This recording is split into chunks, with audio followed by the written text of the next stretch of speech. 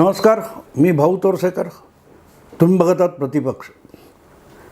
मित्रांनो, सध्या हिंदी किंवा इंग्रजी वाहिन्यांवर 5 राज्यांच्या विधानसभा आणि त्यानंतर 4 महिन्यात होणारी लोकसभा या निवडणुकींच्या निमित्ताने ओपिनियन पोल म्हणजे मतचाचण्यांचं पेव फुटलेलं आहे आणि प्रत्येकाचे आकडे वेगवेगळे काय काय येत असतात.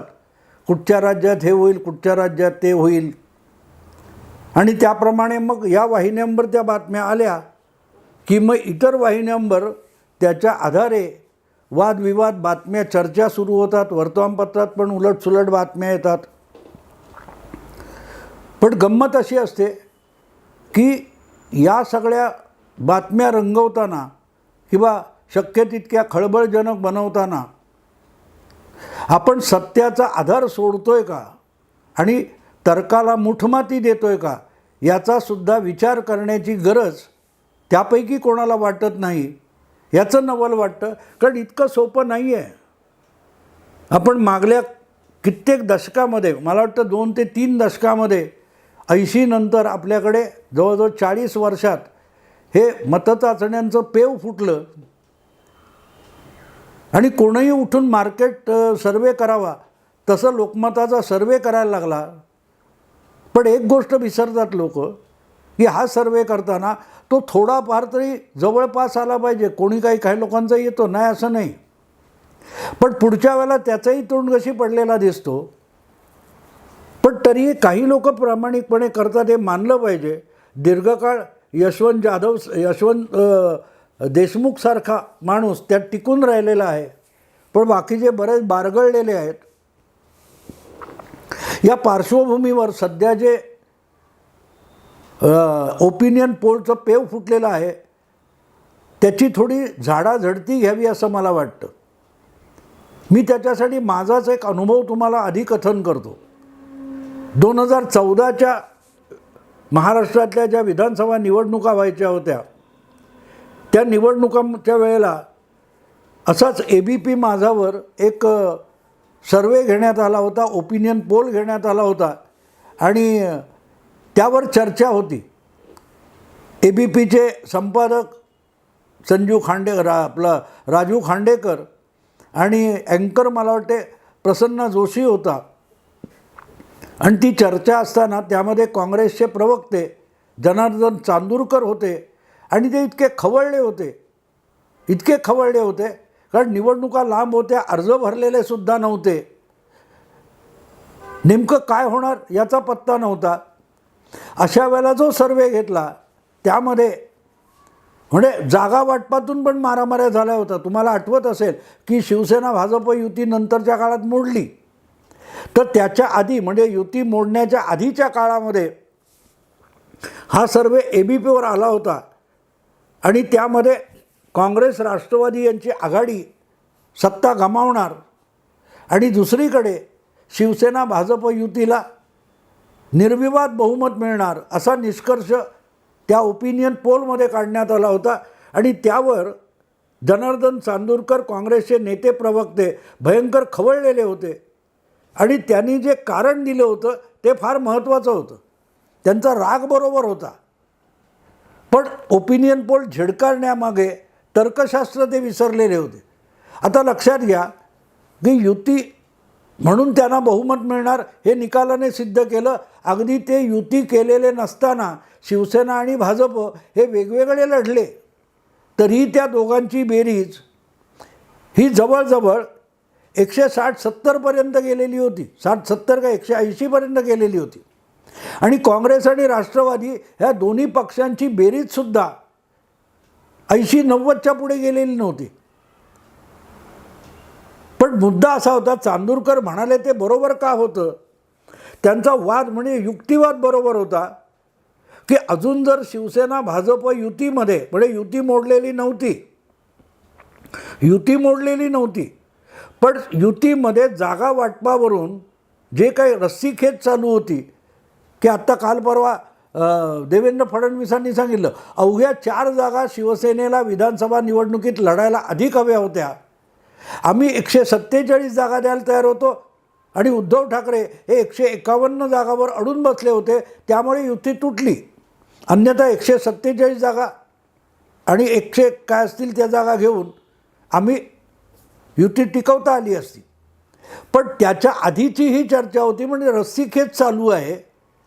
त्यामुळे जागा वाटप कोणाला किती होत नाही, म्हणजे युती झाली तरी कोण कुठे लढणार आहे माहिती नाही आहे, आणि युती तुटली तर मग एकत्रित असण्याचा फायदा शिवसेना भाजप युतीला मिळणार नाही.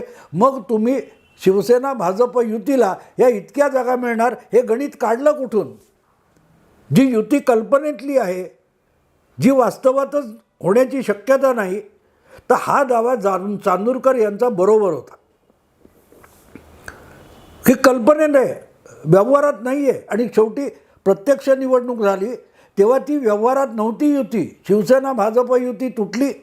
अगदी अर्ज भरण्याची मुदत संपण्याच्या 4-5 दिवस आधी भाजप आणि शिवसेना यांची युती तुटली आणि 2 तासात काँग्रेस राष्ट्रवादीची पण युती तुटली. आणि त्यामुळे मुख्यमंत्रीपदाचा पृथ्वीराज चव्हाण यांना तडकाफडकी निवडणुकीपूर्वी राजीनामा द्यावा लागला. पण तरी जी युती झालेली नाही, जे जागा वाटप झालेलं नाही, तर कोणाला किती जागा हे तुम्ही कसं काढलं? तुम्ही टक्केवारी काढली समजू शकतो.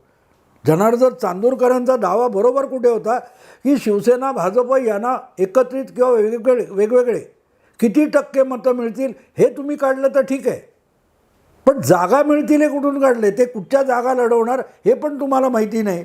मग कुठला ओपिनियन पोल आला, कुठची मतचाचणी आली? म्हणून ते इतके चिडले होते की ते चॅनेलवरच्या त्या चर्चेतून उठून माईक टाकून निघून गेले. आणि मग आपला सर्वे बरोबर कसा आहे हे सारवासारव करण्याची वेळ राजू खांडेकर आणि प्रसन्ना जोशी यांच्यावर आली होती. आणि त्यानिमित्ताने मी एक ब्लॉग लिहिला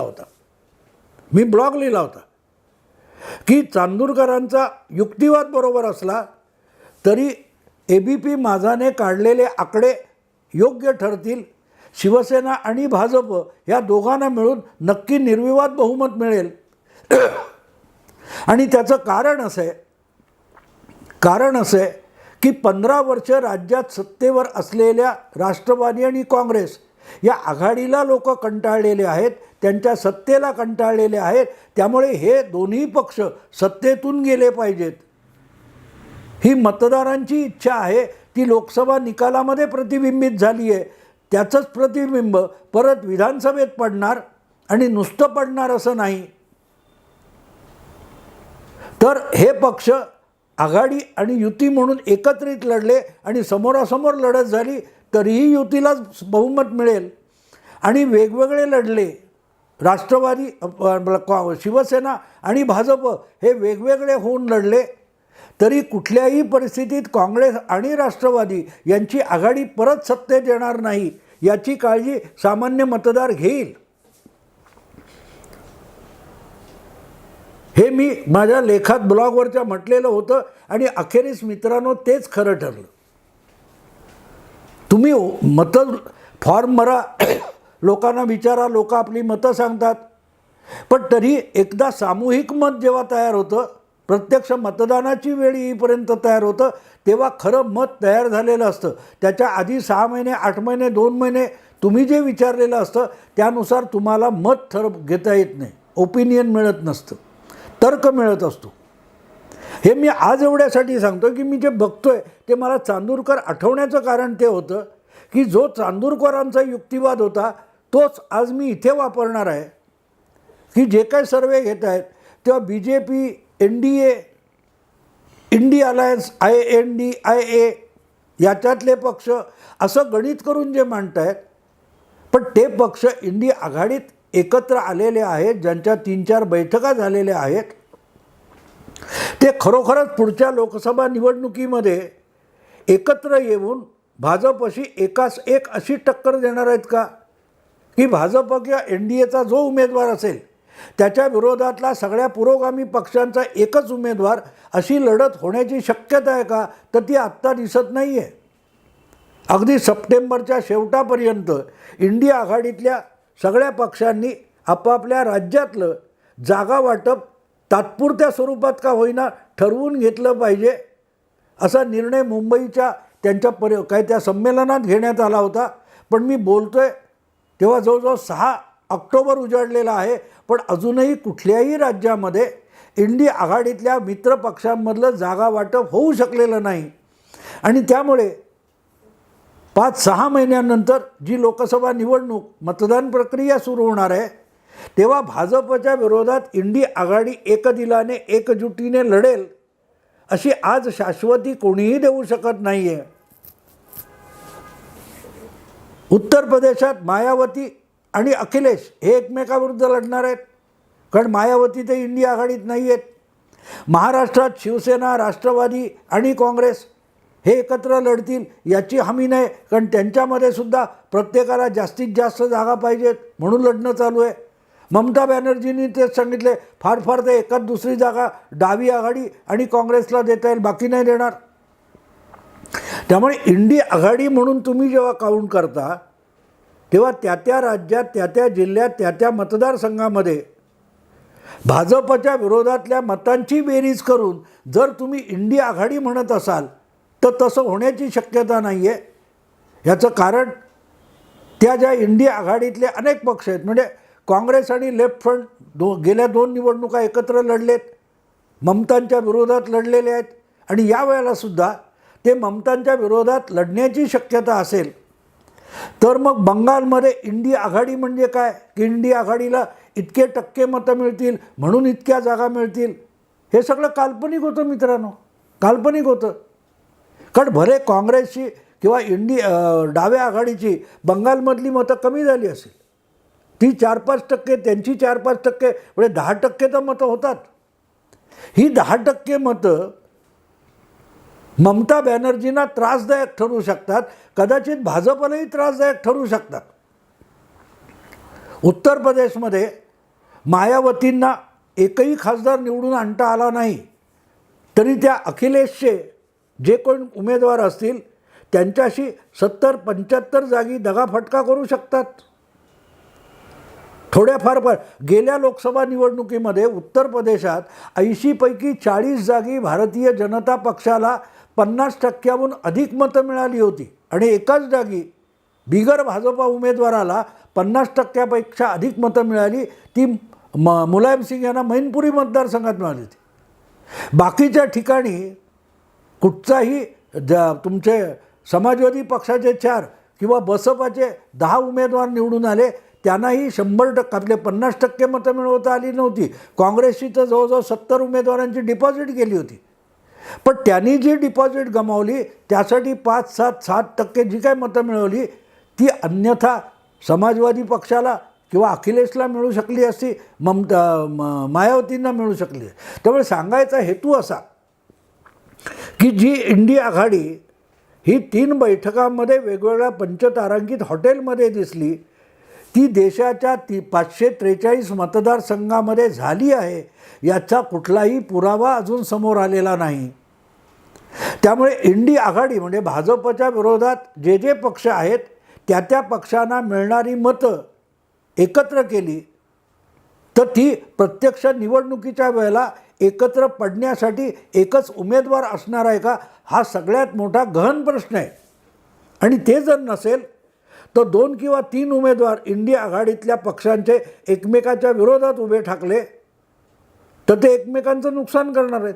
उदाहरणार्थ केरळमध्ये काँग्रेस आणि डावी आघाडी एकमेकाविरुद्ध लढणार आहेत, पण त्याचा फायदा भाजपला मिळू शकत नाही, कारण केरळमध्ये भाजप हा झुंज देण्यासारख्या ताकदीचा पक्ष नाही आहे, तमिळनाडूमध्ये पण नाही आहे, कदाचित आंध्रमध्ये सुद्धा तीच परिस्थिती होईल.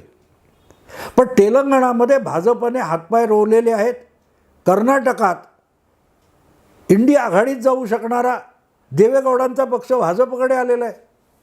बाकी मग मध्य प्रदेश, गुजरात, राजस्थान, काय तो बिहार, झारखंड हे सगळे घेतलेत.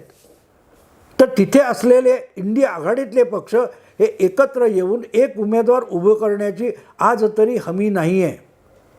आणि कितीही आटापिटा केला मित्रांनो, कितीही आटापिटा केला तरी देशातल्या किंवा लोकसभेतल्या 543 मतदारसंघापैकी कमीत कमी 200 जागा अशा तुम्हाला मिळतील की तिथे अगदी पूर्ण एकजुटीने इंडी आघाडी उभी आहे, तरी 200 जागी तरी कमीत कमी इंडी आघाडी एकास एक उमेदवार उभा करणार नाही. 2 किंवा 3 मित्रपक्षांचेच उमेदवार एकमेकाविरुद्ध लढतील आणि त्याचा अनायासे लाभ भाजपला मिळेल, ही वस्तुस्थिती आहे.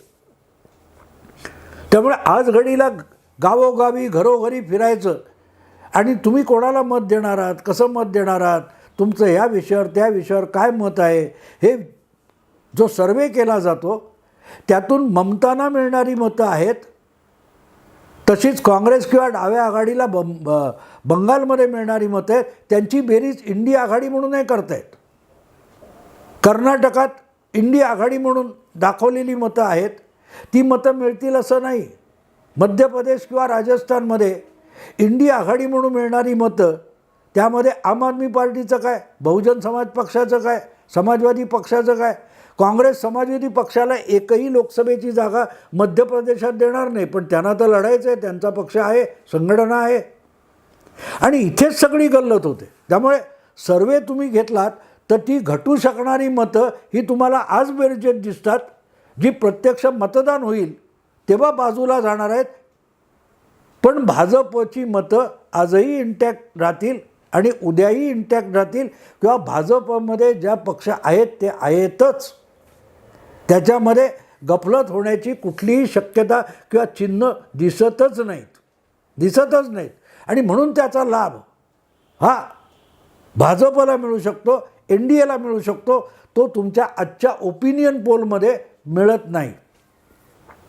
म्हणून मतदानाला 4 महिने 7 महिने शिल्लक असताना तुम्ही जेव्हा कुठलीही फॉर्मेशन्स किंवा जागा वाटप आणि एकत्र लढण्याची काय म्हणतात ती रणनीती आखलेली नसताना नुसते ओपिनियन पोल घेऊन जर तुम्ही सर्वे करायला गेलात तर त्या सर्वेतून नेमकी उत्तरं मिळणार नाहीत. आणि म्हणूनच प्रत्यक्ष मतदान आणि मतमोजणी होतात तेव्हा ह्या प्रकारचे सगळे सर्वे तोंडघशी पडतात. पण दुसरीकडे दुसरी बाजू आहे त्याला, तेच ओपिनियन पोल घेणारे लोक किंवा त्या संस्था आणि कंपन्या जेव्हा मतदानानंतर एक्झिट पोल घेतात, त्यामध्ये त्यांच्याच ओपिनियन पोलला सुरुंग लावणारे आकडे हे एक्झिट पोलमध्ये येतात, किंवा तेव्हा मतदान झालेलं असतं. मतदान करून बाहेर पडलेला जो मतदार आहे त्याला जेव्हा मत विचारलं जातं तेव्हा त्याला लपून छपून ठेवण्यासारखं काही नसतं आणि त्यामुळे तो अधिक स्पष्टपणे आपला कौल सांगतो. आणि म्हणूनच एक्झिट पोल जो होतो तो बहुतांश चुकत नाही. किरकोळ इकडे तिकडे होत असेल, नाही असं नाही आहे, पण अर्थात ते करणारे किती कुशल असतात त्याच्यावर असतं. पण कधीही ओपिनियन पोलपेक्षा एक्झिट पोल हा टू द मार्क येतो असं म्हटलं जातं, कारण मतदान होऊन गेलेलं असतं. कारण एकदा मतदान संपलं की मग बदलण्यासारखं काही नसतं. पण आज जिथे जागा वाटप झालेलं नाही, जागा वाटपामुळे होणारी भांडणं संपलेली नाहीत, एकत्रित लढण्याविषयी फायनल निर्णय झालेला नाही, तो फक्त नेते जमलेत तरी तळागाळातल्या कार्यकर्त्यांमध्ये एकजुटीने लढण्याची इच्छा किंवा तयारी नाही आहे, अशा वेळेला तुम्ही मतदाराला भेटलात तो त्या पक्षाचा समर्थकसुद्धा तुम्हाला नेमकं सांगू शकत नाही, नाही तर तो सांगेल. आणि म्हणून मग तुम्हाला दिसेल की लोकप्रिय चेहरा म्हणून इंडिया आघाडीच्या बाजूने तुम्हाला राहुल गांधी दिसतात, कारण तो सगळ्या राज्यात दिसणारा चेहरा आहे. पण ममता बॅनर्जी म्हटल्यानंतर बंगालच्या बाहेर कोणी बोलणार नाही, एकाच दुसरा टक्का मिळेल. ममता बॅनर्जींना पंतप्रधानपदासाठी 4%, तर 4%मध्ये जवळजवळ 4.25% फक्त बंगालमधलेच आहेत. पण कमीत कमी जागा जिंकूनसुद्धा राहुल गांधी हे मात्र पंतप्रधानपदाच्या शर्यतीमध्ये दुसऱ्या क्रमांकावर दिसेल. मोदींना 56%, राहुल गांधी 51%. पण 51% प्रत्यक्ष मतदानामध्ये राहुल गांधी किंवा काँग्रेसला सुद्धा मतं मिळालेली नसणार आहेत. हा फरक असतो मित्रांनो. आणि म्हणून आत्ता जे पेव फुटले ते बातम्या रंगवण्यासाठी, तिखट मीठ मिरची लावण्यासाठी ते पोल उपयोगी आहेत. बातम्यांमधून उत्सुकता निर्माण करणं यासाठी उपयोगी आहेत. पण प्रत्यक्ष राजकारणात, निवडणुकीच्या राजकारणामध्ये त्याचा काडीमात्र परिणाम होणार नाही, उपयोगसुद्धा नाही कुठल्याही पक्षाला आपली रणनीती ठरवण्यासाठी. अशा सर्वेचा उपयोग नाही आहे, कारण जे इंडी आघाडी म्हणून आलेले आकडे आहेत ते सुद्धा त्या इंडी आघाडीतल्याच पक्षांना एकमेकाला कन्फ्यूज करणारे आहेत, गोंधळात टाकणारे आहेत. आणि म्हणून आत्ता जे काय ओपिनियन पोल दाखवले जात आहेत त्याची पोलखोल करणं मला आवश्यक वाटतं. त्याच्याकडे गंभीरपणे बघू नये, मनोरंजन म्हणून बघायला हरकत नाही, पण ते आकडे निवडणुकीच्या निकालापर्यंत जाणार नाहीत, टिकणार नाहीत याची खात्री बाळगा. एवढं बोलून थांबतो. आवडलं लाईक करा, शेअर करा, सबस्क्राईब करा. नमस्कार.